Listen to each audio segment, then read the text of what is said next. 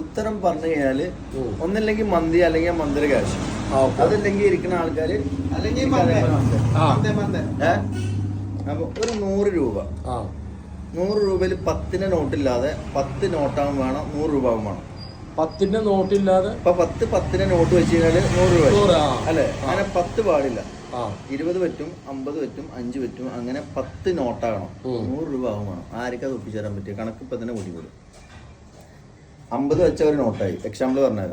അപ്പൊ ഒരു നോട്ടായി. പിന്നെ 9 നോട്ടും വേണം. എത്ര വേണം? 50 രൂപ വേണം. 100 രൂപക്ക് 10 നോട്ട് കാണിക്കണം. 10 നോട്ട് കാണിക്കണം. 100 രൂപ റൗണ്ട് ആവുമ്പോ പിന്നെ 10 പാടില്ലേ? 10 പാടില്ലേ? അല്ല, ഒരു 10 2 10 ഒക്കെ ആവില്ല. 10 10 പാടില്ല. 10 പാടില്ല. അതൊക്കെ പറ്റും. അതൊക്കെ നിങ്ങൾ ഇഷ്ടം. കണക്ക് കൂട്ടിയിട്ട് പറഞ്ഞാൽ മതി. 2 നോട്ട് ഇപ്പൊ ഉണ്ടെങ്കിൽ 320.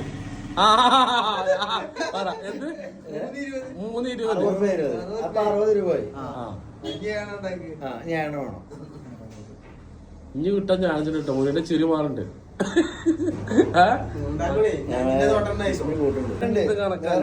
ടൈം കേട്ടോ, 10 മിനിറ്റ് ഇനിയിപ്പോ എത്ര വേണം? 40 രൂപ വേണം, 7 നോട്ടും വേണം.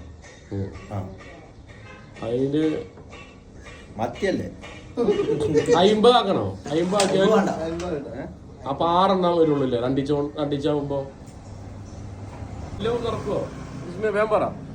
ഷോർട്ടേജ് ആണ്. 50 നോട്ട്, 50 നോട്ട്, 50 പിന്നെ 20 3 90 അപ്പൊ 90ആയി. 3 നോട്ടായിട്ടോ, 3 നോട്ടായി 90ആയി. ഇനി ഇനിയിപ്പോ അതില് പിന്നെ 10 രൂപ വിറ്റുള്ളൂ. പക്ഷെ 10 2 രൂപ 5 എണ്ണം. അപ്പൊ എത്ര നോട്ടായി?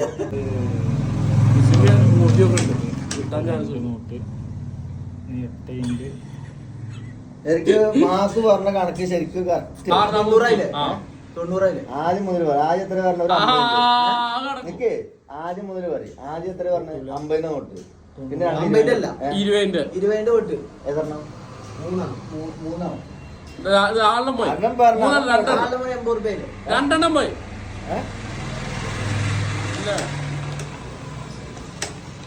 20 തൊട്ട് 3 എണ്ണം, 5 തൊട്ട് 4 എണ്ണം.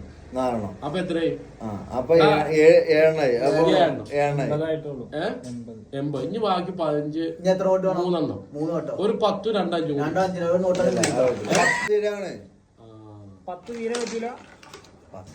10 ഇപ്പൊ കഥയല്ലേ?